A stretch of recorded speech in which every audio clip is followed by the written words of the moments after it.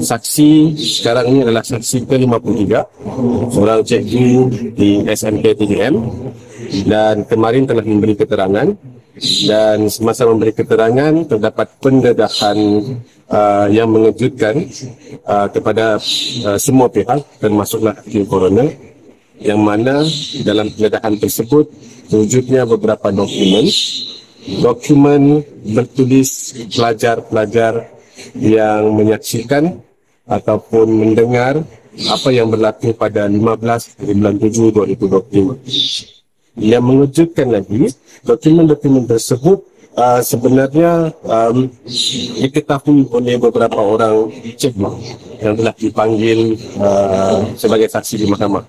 Namun tidak pernah timbul sehinggalah saksi ke-53 ini secara jujurnya mendedahkan dokumen tersebut, yang mana dokumen tersebut disimpan di dalam fail unit disiplin sekolah.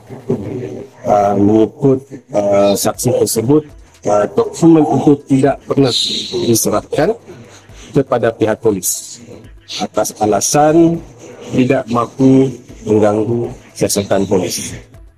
Disebabkan pendedahan yang mengejutkan itu, mahkamah telah berhenti seketika, dan hakim coroner meneliti semua dokumen itu, dan hakim coroner ada membuat kenyataan yang amat kejut dengan pengujian dokumen itu, dan mengarahkan dokumen tersebut disalin dan diperiksa oleh semua pihak.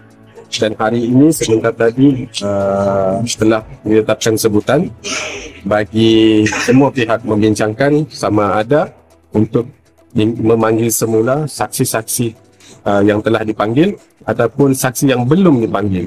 Contohnya saksi yang pelajar yang membuat keterangan bertulis. Dan kami telah memutuskan atas perbincangan tadi terdapat pelajar yang akan dipanggil semula, terdapat juga pelajar yang akan dipanggil untuk memberi keterangan, dan juga cikgu-cikgu.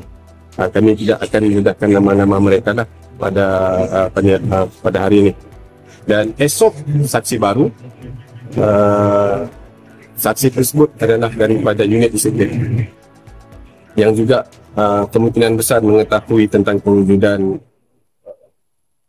keterangan bertulis. Inkues kematian Zahra Khairina Mahathir dijangka mengambil masa lebih panjang selepas pihak-pihak terlibat memutuskan untuk memanggil sekurang-kurangnya 7 hingga 8 saksi tambahan, termasuk 5 kanak-kanak dan beberapa guru yang didakwa mengetahui kewujudan dokumen bertulis berkaitan insiden 15 Julai lalu.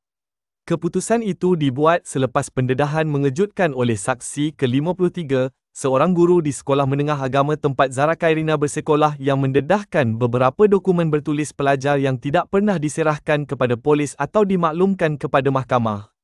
Peguam Shahlan Jufri berkata, dokumen berkenaan mengandungi kenyataan bertulis pelajar yang melihat atau mendengar apa yang berlaku pada hari kejadian, dan yang lebih memeranjatkan, ia sebenarnya telah diketahui oleh beberapa guru lain yang sudah pun memberi keterangan di mahkamah. Mengulas mengenai perjalanan inkuis, Shahlan menjelaskan mahkamah masih menjalankan prosiding inkuis tersebut sehingga 5 Disember sebelum memberi laluan bagi prosiding pendakwaan 5 remaja lain yang berkaitan dengan kes Zahra Khairina.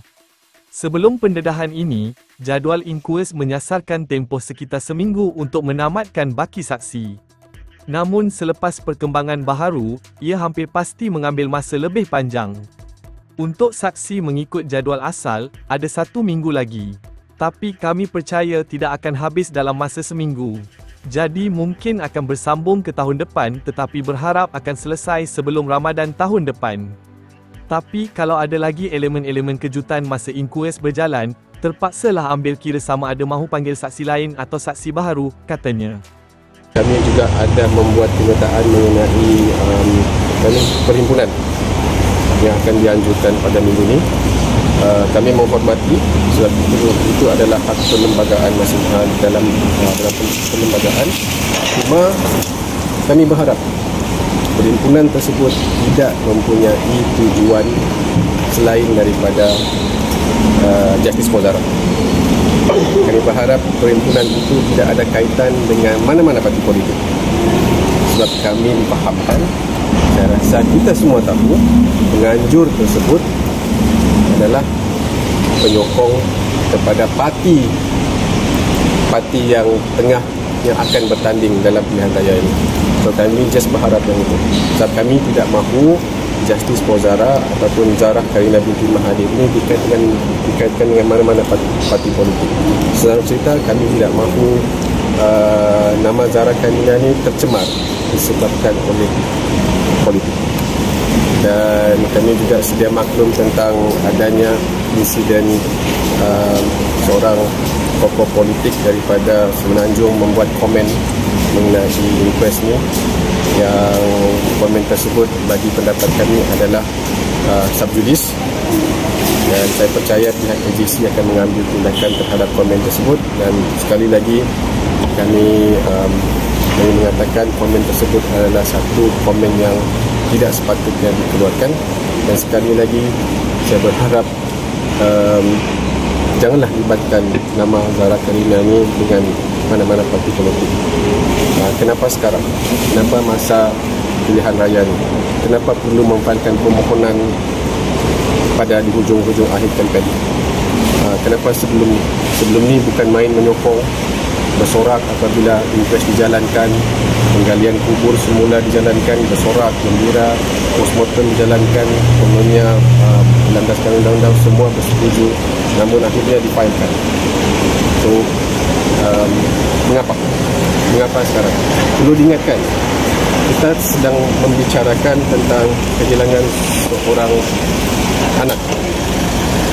Ibunya hanya mempunyai seorang anak, Ibu Zarah mempunyai seorang anak yang tunggal. 2 bulan daripada sekarang, bulan puasa, bulan 3 hari raya.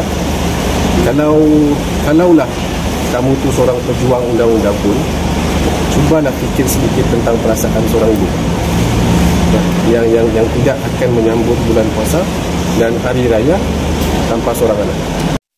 Assalamualaikum warahmatullahi wabarakatuh. Selamat petang, salam perjuangan, salam suara rakyat, suara selamat. Hari ini saya dengan timbalan saya, saya Muhammad Jeffrey Osman, Presiden Pembela Malaysia. Dengan ini membuat satu permohonan, memfailkan satu permohonan dengan tujuan untuk membatalkan Mahkamah Koroner atau inquest yang sedang berlangsung untuk kes adik arwah Zarah Karina binti Mahathir. Tujuan kami membuat pembatalan dan juga filing ini adalah demi untuk kebaikan seluruh rakyat Sabah dan juga untuk kita meneruskan dan mensegerakan menuntut keadilan untuk arwah Zarah Karina.